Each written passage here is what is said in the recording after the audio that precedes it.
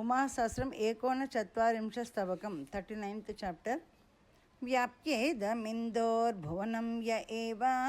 प्रायेण तस्यामलचन्द्रिकाभूत् मन्दस्तवार्तिं सदुनोतु हासो निःशेषलोकेश्वरवल्लभायाः पूर्णे वियत्ये कतटी ज्वलन्ति लोकान्न शेषान्न निशं पचन्ति मेघे कदाचित् महसा स्फुरन्ति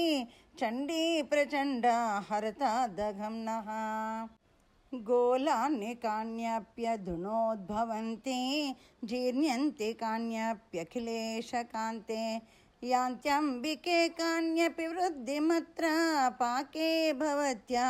परितः प्रवृत्ते भासां विनेत्रा महता ग्रहेश्च भूरि प्रमाणैर्युतमीशकान्ते एकैकमण्डं तव लोमवच्चे कस्ते महाद्भाग्यमिह ब्रवीतो नादस्य ते रूपमनोरणीयो मातस्त्वदीयं महतो महीयः जानाति यो देवि रहस्यमेता ध्वाख्यातुमेष प्रभवत्यशेषम् यद्गर्जितं वारिदघर्षणेषु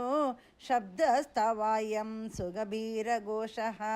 यल्लोकराग्नि स्फुरितं तदेतत् उज्जृम्भितं किञ्चन कान्तिवीचेः इन्द्रस्य वज्रं ज्वलितं कृशानो ज्योतिःसहस्रच्छदबान्धवस्य पीयूषभानोर्हसितं विसारी जीवस्य चक्षुर्ममता तदैवं यस्यैव तेजा प्रविभक्तमर्का विद्युच्छशाङ्क अनललोचनेषु गूढं तदाकाशगृहे समन्ता दन्तानभिघ्नं प्रणमामि दैवं जाग्रत्सु बुद्धिः निमिषत्सु निद्रा शुष्केषु पक्तिः तरुणेषु वृद्धिः धीरेषु निष्ठा चपलेषु चेष्टा देवी ममापत्तिमपाकरोतु विद्यावतो वादविधानशक्तिः वीरस्य सङ्ग्रामविधानशक्तिः नारीमणेर्मोहविधानशक्तिः लेशे त्रयं किञ्चिदपारशक्तेः उत्साहयन्ति तपतां मनांसि संचोदयन्ति च महाक्रियासु संक्षोभयन्ति हृदयं खलानां सम्मोहयन्ति च परावतान्नः सञ्चालयन्ति सकलस्य देहं व्यानस्य शक्त्या परितोलसन्त्या जेतु प्रतापेऽस्ति पलायनेऽस्ति भीतस्य चेयं निखिलेशशक्तिः एकं स्वरूपं बहुचित्रयोगात् सन्दर्शयन्ति विविधं जनेभ्यः सम्यक् दृशे स्वं विभुमर्पयन्ति सर्वादिमायैव महेशजाया यस्संश्रयेथा किल सङ्गतिस्त्वां ध्यानेन मन्त्रेण गुणस्तवैर्वा त्रैलोक्यसाम्राज्यधुरन्धरस्य शुद्धान्तकान्ते सकृति मनुष्यः मूलाग्निमुद्दिग्निशिरश्शशाङ्कं सन्द्राव्ययस्तर्पयते कृति त्वां तस्मिन्नगाधीश्वरकन्यके त्वं प्रादुर्भवन्ति न किमा दधासि यस्त्वां सहस्रारसरोजमध्ये सोमस्वरूपां भजतेऽम्बयोगी तस्यान्तरशान्तिमुपैति तापो बाह्यस्य का नाम कदाल्पकस्य दण्डेन योऽन्तर्दहरेव तीर्णः प्राणेन वाचा महसा धिया वा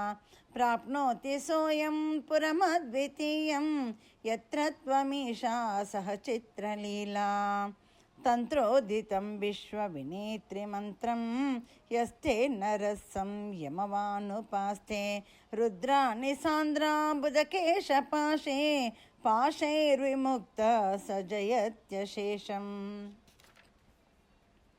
పద్మాసనో ద్వాదశవర్ణశాంతి దంబోలిపాణేర్భువనాధినాథ గీర్వాణమార్గో బృహరబ్జయోనిరంతే తదాగ్రే చ హలాంబిరాజే జంబస్య హంతా నలశాంతిచంద్రైః సంయుక్తయూష్మా గలదేశజన్మ దంతస్థలీ సంభవ ఊష్మవర్ణో వాణీపతిర్వజ్రధరశ్చ లజ్జా విద్యాత్కియం పంచదశాక్షరాఢ్యా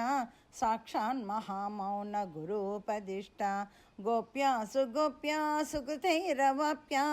శ్రేష్టా వినుత్యా పరమేష్టినాపి దేహేష్వియం కుండలినీన్యగాది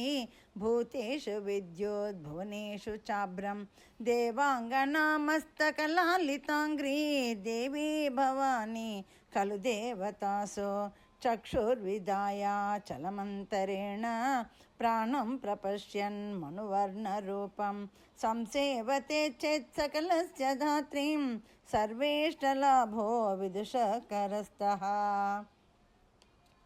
ఏకాక్షరీ పంచదశాక్షరీం వా విద్యా ప్రకృష్టా సకలేశ శక్తేః